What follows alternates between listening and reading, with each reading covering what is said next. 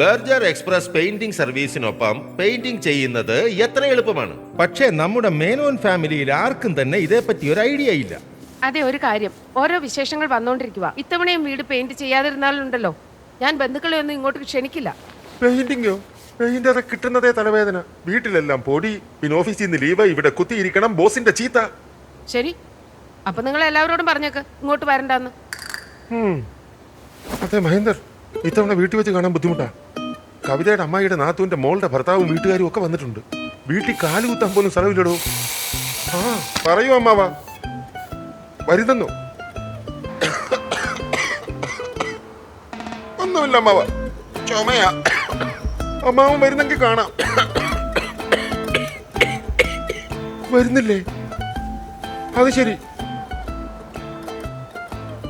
നോക്കൂ കൊച്ചച്ച, കവിത വീട് വിട്ടു പോവാന്ന് പറയുന്നു. കവിത, ഞാൻ പിന്നെ വിളിക്കാം കൊച്ചച്ച.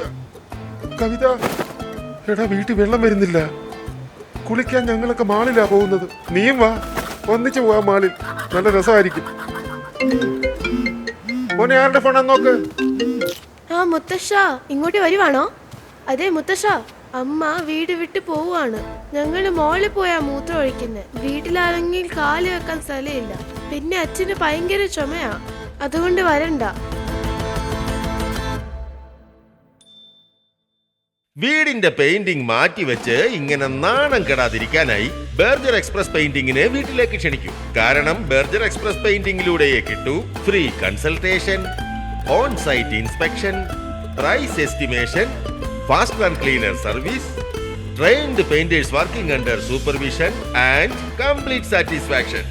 അതുകൊണ്ട് ഒഴിവ് കഴിവുകൾ പറഞ്ഞ് ക്രേസി ആകാതെ ബർജർ എക്സ്പ്രസ് പെയിന്റിങ്ങിനൊപ്പം പെയിന്റിംഗ് ചെയ്യിക്കുന്നത് അത്രയ്ക്ക് ഈസിയാണ്.